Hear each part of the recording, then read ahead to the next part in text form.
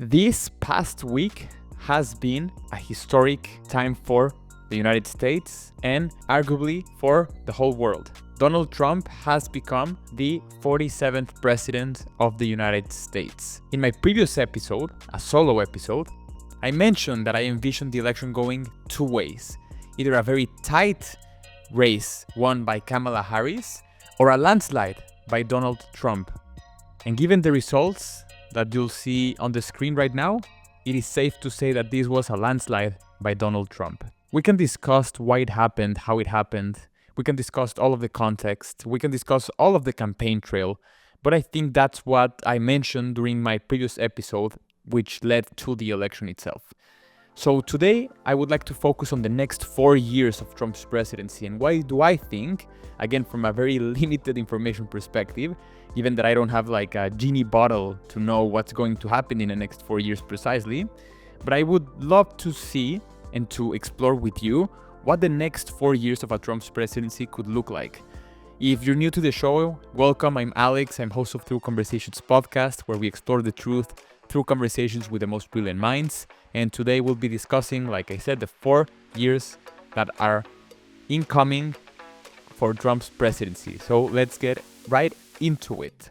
Last week, I created a poll asking all of you, YouTube community, on Through Conversations, those who are watching on Spotify or listening on Spotify or listening on Apple Podcasts, go to my YouTube channel, our YouTube channel, and scroll on the community section, and you'll see the poll that I asked last week, which was, how do you envision Trump's presidency unfolding in terms of performance for the next 4 years? And there were a lot of mixed results. Some of you think that it will be highly effective. Others think that it'll be a bag of mixed results. Some of you think that it'll be completely ineffective. And some of you, surprisingly, believe that it will be detrimental to the US interests. And so this is very interesting to me because a lot of you also participated, a lot of subscribers to the podcast also participated into the polls that I created throughout these past 6 months or so, leading to the election, asking all of you who would win if the election were held today. And overwhelmingly, all of you who participated said that Donald Trump would win. And I was expecting that perhaps the results of asking the 4 years of a Trump's presidency and their performance, how it would look like, I thought that they would be aligned into this notion that it would be positive, but it was a very mixed sentiment. And so I thought maybe we could evaluate the 4 scenarios, with the best case scenario being efficiency, the not so good scenario being mixed results, the third one which would be ineffective, inefficient, and the last one that would be completely detrimental to US interests. And so let's get into it. Let's discuss those scenarios and try to imagine the future together with what's happening, with the evidence that we have, and besides that, what we think.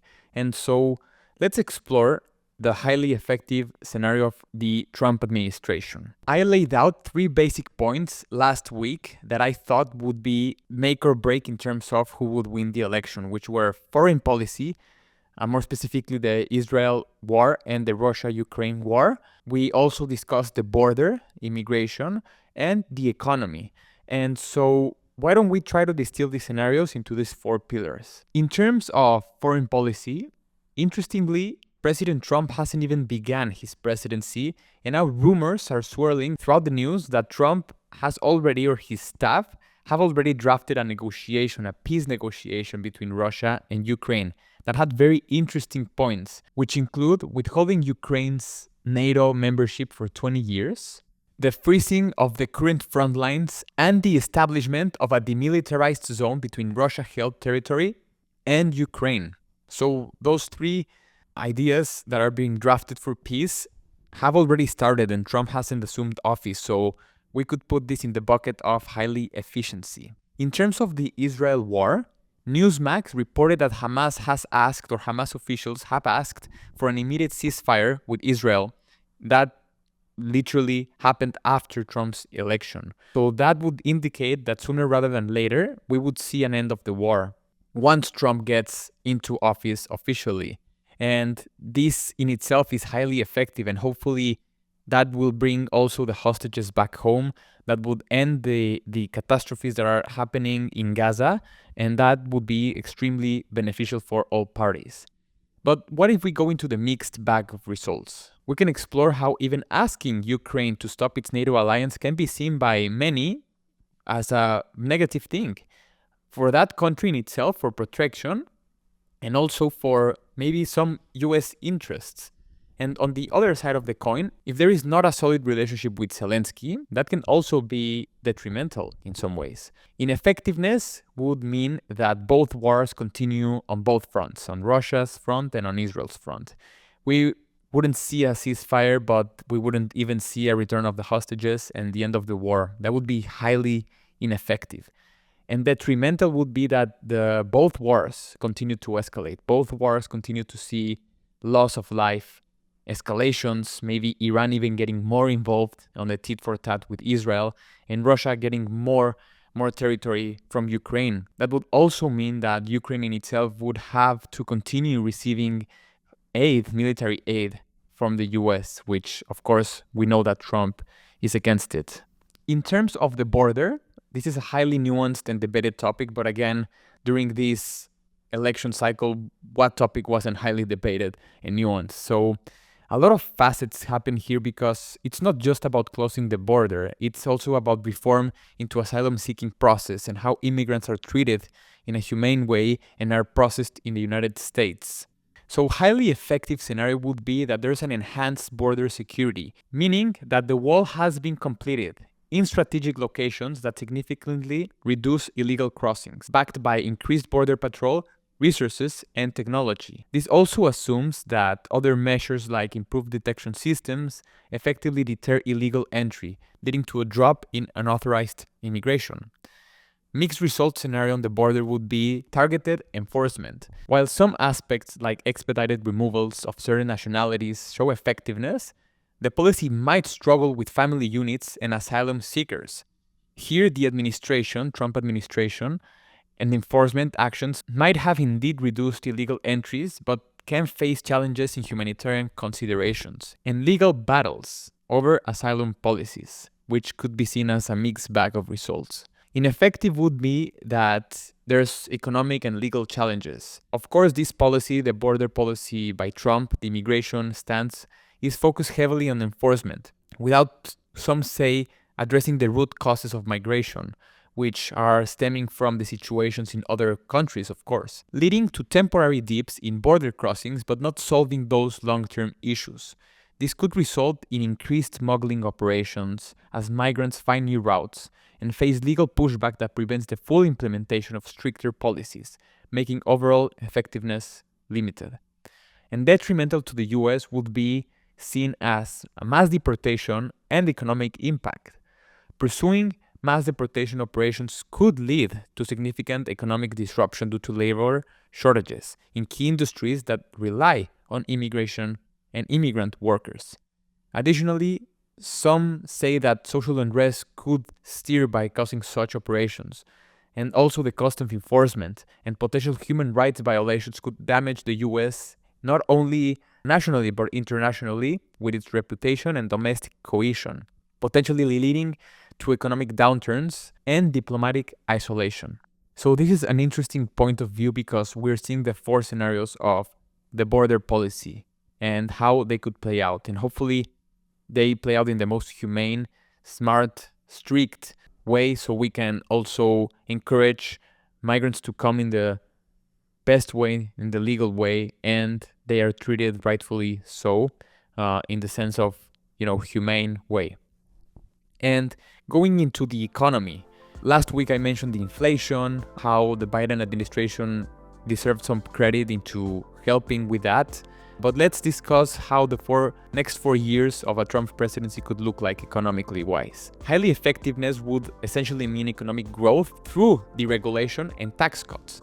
If Trump's policies of extensive deregulation across industries like energy and finance, coupled with permanent extension and expansion of the 2017 tax cuts, lead to a significant boost in business investment, this could result in robust economic growth. That could also mean increased business confidence higher capital expenditures, job creation, and wage growth. If these policies do stimulate productivity without significantly inflating the budget deficit or even causing inflation, they could be seen as highly effective. Mixed results back would include the tariff strategy and international trade. As we all know, Trump is very big on tariffs, and that policy could have a mixed impact. On one hand, they might encourage domestic manufacturing by making imported goods more expensive, thus fulfilling some America First promises. But on the other hand, retaliatory tariffs from trade partners could dampen the export market, potentially leading to higher prices for consumers and weaker growth in some sectors. This scenario would see benefits in certain industries, but of course some drawbacks in others, leading to a net mixed bag results of economic outcomes. An ineffective scenario of Trump's policies in economy in the next 4 years would include inflation and budget deficits. If Trump's economic policies consist heavily on tax cuts without substantial revenue offsets, say like with tariffs, alongside increased government spending, the result could be an ineffective control over inflation and escalating budget deficits. Economic growth might appear in the short term due to increased consumer spending from tax cuts, but if this isn't matched with productivity gains, it could lead to higher inflation without corresponding increases in living standards. And a detrimental position to the US would be trade wars and economic isolation. An extreme scenario where Trump's tariff policies escalate into full-blown trade wars could be detrimental, of course. This might lead to significant disruptions in global supply chains. We've discussed this previously, and a lot of policy experts do also provide some information on this. We could also see increased costs for businesses and consumers, which could provoke economic retaliation from key trading partners, reducing US exports. Now combine this with mass deportations, reducing the labor force, this could contract the economy, even possibly leading to a recession or a depression that has been said or predicted by some economic analysts. Of course, maybe not that pro-Trump, those analysts. But again, I feel that these 4 scenarios that we're laying out on this thought exercise provide a more balanced approach into the best case and the worst case scenarios of Trump's administration. I think for all of our sakes, a best case scenario would be beneficial for all, regardless of the policy approach, but we would love to see, a highly effective Trump administration that provides prosperity and peace for everyone. Last but not least, I discussed these 3 scenarios right now kind of quickly, but I would love to conclude with taking a more higher view into the whole Trump presidency and how it could look like in terms of other scenarios, other policy, other facets of what truly happens throughout the 4 years of any administration. And so let's discuss highly effective scenarios in other topics, such as diplomatic breakthroughs. Highly effective diplomatic breakthroughs would mean that Trump leverages his unconventional approach to diplomacy to achieve unexpected international agreements, similar to the Abraham Accords. This might include peace deals that we just discussed previously in the episode, new trade agreements, or a redefined relationship with adversary countries like North Korea, or even a de-escalation with Iran. This could foster a more stable global environment. That would be highly effective. What about energy independence? Trump always says that the United States is built above liquid gold. So continuing his push towards energy dominance, could further reduce US dependence on foreign oil through domestic production, potentially leading to lower energy prices, increased job opportunities in the energy sector, and even an enhanced national security from that perspective. What about mixed results?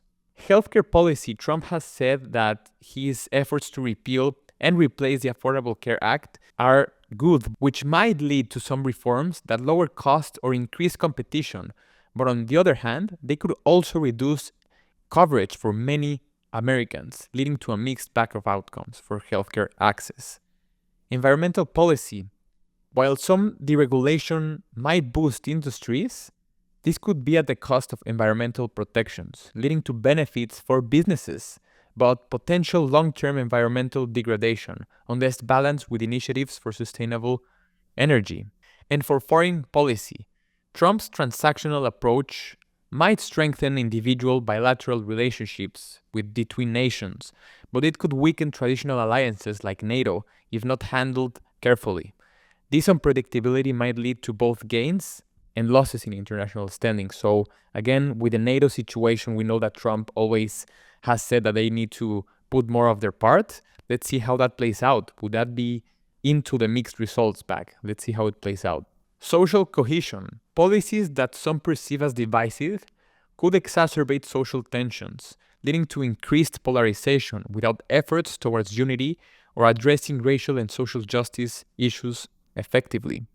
That could be seen as ineffective because, like we just saw on the election, an overwhelming amount of Americans voted for Trump. That should imply in itself that we're striving towards unity together as a nation. And that in itself, hopefully, signals to Trump that although some voters didn't vote for him, they're still Americans, and his administration should strive to work for all of them. So that unity in terms of social cohesion has to be essential to prevent that ineffective scenario. And last but not least, detrimental to the US. What if there's international isolation? You know, a policy of American first could be taken into an extreme and might isolate the US diplomatically, with allies viewing the country as unreliable, which might also embolden adversaries. We've seen the rise of 3 superpowers in 3 different regions, which include Russia, China, and Iran. And right now, let's say that Iran and the US are not in the best standing, so let's not try to embolden them and signal to other nations that they should be seen as more reliable partners than the US, of course. This is a very extreme scenario when it comes with the Iran's regime, but again, these are 3 big players in the international sphere that all of them pose different challenges to the US internationally. And last but not least, environmental catastrophe. If there's a complete rollback of environmental regulations without viable alternatives, this could accelerate climate change impacts, leading to more natural disasters. How many hurricanes did we see this past year? And also economic costs from environmental damage. And it might signal a loss of leadership, global leadership in the environmental stewardship. So of course, we explored a ton of scenarios on the spectrum of these 4 pillars, which was a very interesting thought experiment that I did with you on the YouTube community. And I'm very excited to continue this engagement with you because it's just interesting to take this approach into best case, worst case, mixed bag scenarios. And it's interesting to see because that in itself allows us to become less biased into a preference for one administration or the other, or just seeing how each administration might unfold on the next 4 years, in this case, the Trump administration. And so, of course, I didn't touch on all of the facets of Trump's policies. I didn't go really deep into each policy in itself. Honestly, the main focus that I've been on has been more in technology and also foreign policy. So I might be more fluent in those aspects than others, but that in itself doesn't mean that I don't care about the other issues. And so with that, while I mention it maybe on a higher end view, I encourage, the main reason for this is to encourage all of you to participate with me on the comment section, on the YouTube community tab, on Apple Podcasts or Spotify or even social media. I do read your comments. Unfortunately, not all of them during the last week's episode on how the election would play out were kind of, they weren't that friendly, but some of them were, and I did engage with them. I do read most of them. And so engage with me on a civil manner. Again, this is to strive for more conversations. The whole name of the podcast is True Conversations. We're exploring the truth, and this has as its goal to open that conversation. Again, I don't have the truth. I think no one has the truth in itself, but fostering these forums to discuss these scenarios on the best case, the worst case scenarios, allows us to just imagine what we would like to see in terms of a best case scenario, regardless of the policies. And so share that with me on the comments, engage with me, and be on the lookout for more episodes with thought leaders and experts. And I do hope to see you engage more with me on this new administration, these new 4 years discussing politics, but not only politics, just social fabric, technology, all of those fronts. And so with that, thank you for watching as always, and I'll see you next time. Take care.